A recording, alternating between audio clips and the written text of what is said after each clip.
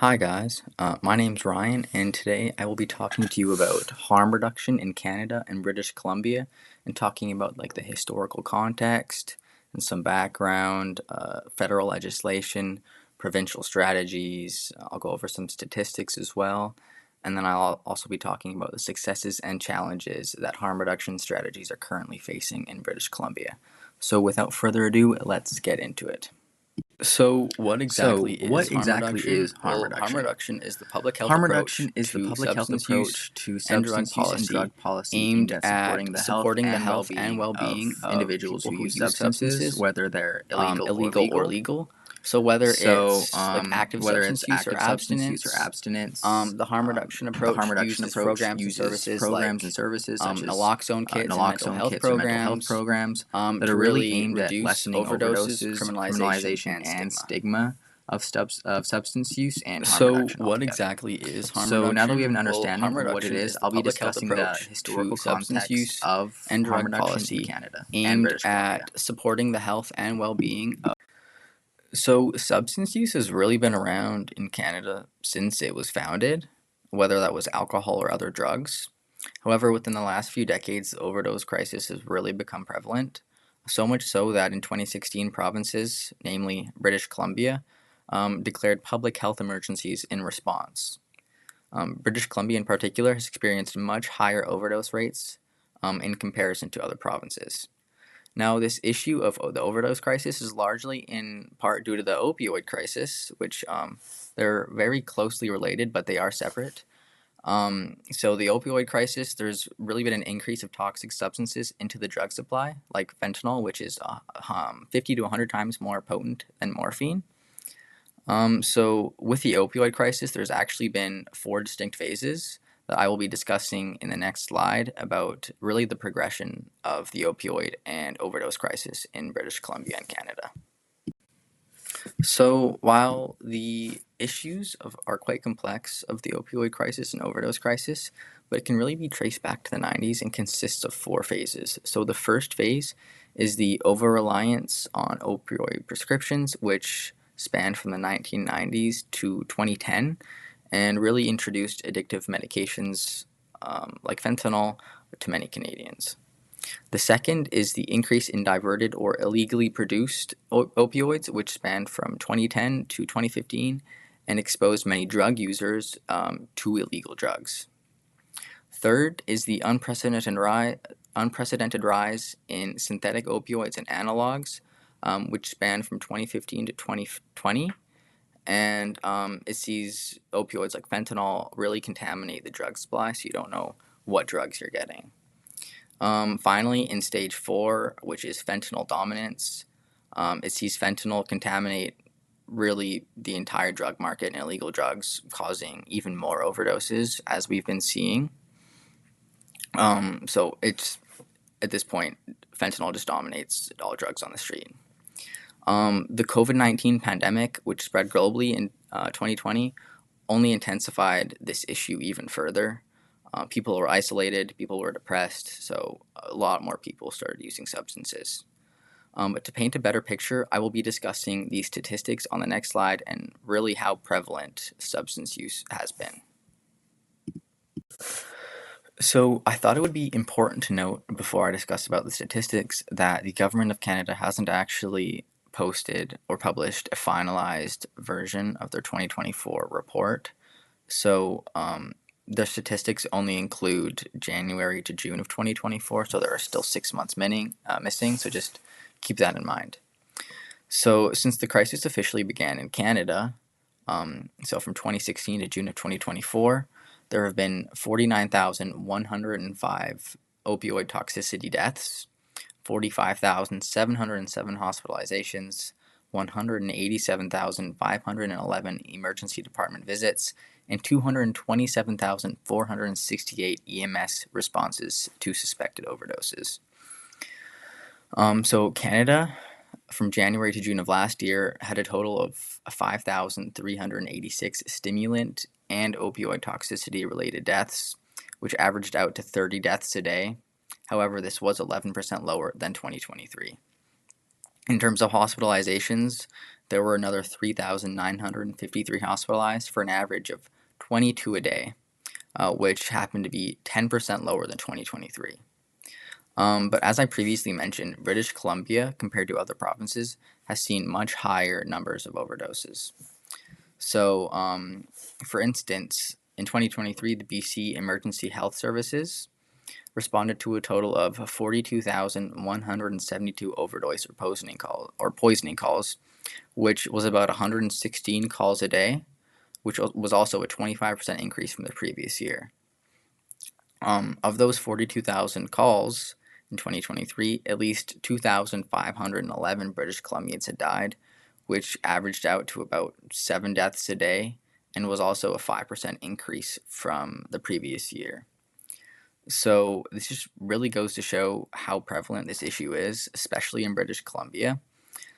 So next, I will be talking about the government response to these staggering numbers and this big issue. So in response to substance use and these ongoing crises, the federal government of Canada introduced the Canadian Drugs and Substances Strategy in 2023. So this provides legislation, regulations, funding, surveillance, research, services, and supports for federal populations, and is really the outline for provinces as well. So although this is a federal initiative, it is collaborative and horizontal, meaning all levels of government, Indigenous peoples, communities, stakeholders, people with lived experiences, law enforcement officials, and more must collaborate to implement these strategies throughout Canada. So the CDSS also has several priority areas, including prevention and education, substance use services and suppliers, evidence through data and research to inform decisions, and substance controls that are vital in ensuring effectiveness in these implementations. So then provinces like British Columbia are really in charge of following this framework when implementing their own strategies within the province and within their own communities.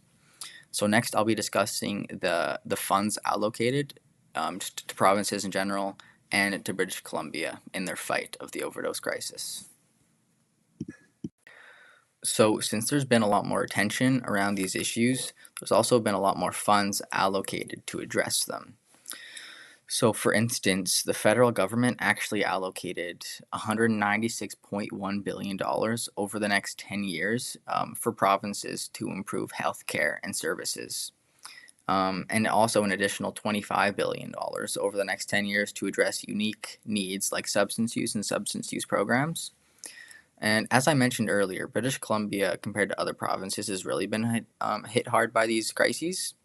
So in 2024, BC was actually given $2 billion for healthcare, which includes funds for mental health and substance use care. And there's also an additional $8 billion over the next 3 years to continue addressing these needs. So this funding includes $117 million to over 2,200 community mental health substance use treatment beds and over 300 healthcare facilities. $49 million to support existing harm reduction initiatives at 49 overdose prevention sites, and $39 million for care and response teams, and another $10 million to support and develop treatment recovery programs. So hopefully these funds will really help address these issues in British Columbia. Time will tell.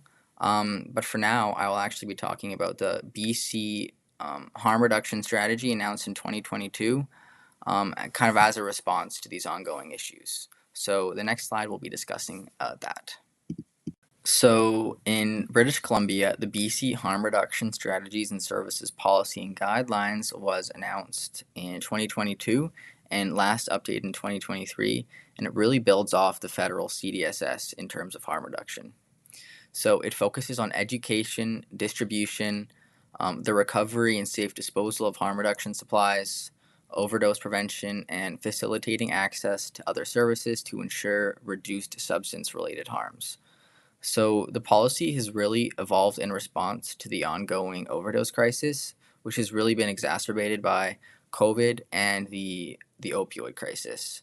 So harm reduction actually began in Canada in 1964 with the introduction of methadone treatment, and in British Columbia it really began in 1989 with the first needle exchange program. So since then, it's come to include strategies like safe consumption sites, take-home naloxone kits, and safe needle collection, return, and disposal sites, all of which are really aimed at reducing potential harms. So the BC policy is still relatively new, considering it just came out in the last couple of years, and has already changed in several ways after actually the CDSS was published. So I'm not sure if a change in policy is needed at this time.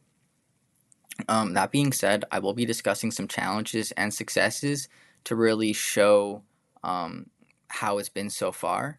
And so the next slide will be discussing that. So there are several challenges facing harm reduction strategies in British Columbia, starting off with rural areas. So in rural areas, there really tends to be a lack of treatment options available for substance users. So users will either have to travel great lengths to go receive treatment in other towns and areas, or they just continue to suffer since there's no treatment in their own area. The next challenge is stigma. So the social perception of substance use and harm reduction has come a long way in the last decade, especially with awareness of mental illness and mental health. That being said, stigma is certainly prevalent and lingers.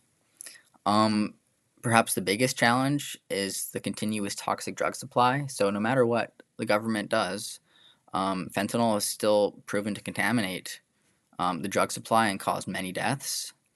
So that really needs to be addressed.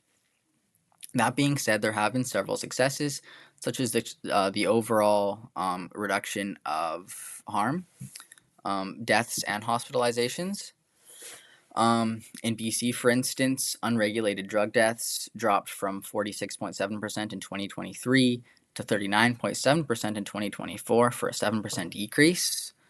Moreover, the city of Vancouver actually stated that harm reduction programs have had an impact on reducing HIV and hepatitis C rates and preventing toxic deaths. More evidence also shows that harm reduction services don't encourage people to use drugs, which is a common misconception, but actually help people get into recovery and receive treatment quicker. So while there have been some challenges and improvements, Canada and British Columbia continue to deal with these issues and will hopefully continue to address them. So harm reduction is the public health approach to substance use and drug policy aimed at supporting the health and well-being of people who use substances. It was really developed in response to the ongoing overdose crisis, which has been exacerbated by the opioid crisis and the COVID-19 pandemic. Statistics showed that the opioid crisis, such as overdoses and hospitalizations related to opioids, has really increased over the years, but 2024 saw a slight decrease. So the CDSS, developed by the federal government of Canada, really outlines harm reduction in Canada, and in response, provinces like British Columbia produced their BC strategy at harm reduction. So there are many challenges like rural areas, stigma, and just the overall toxicness of the drug supply. But there have been successes in terms of implementations and strategies. So really the only thing left to do is wait and see how these policies and guidelines shape drug and harm reduction going forward. I hope you all enjoyed. Thank you for watching, and I look forward to your responses and replies on harm reduction in British Columbia. Thank you.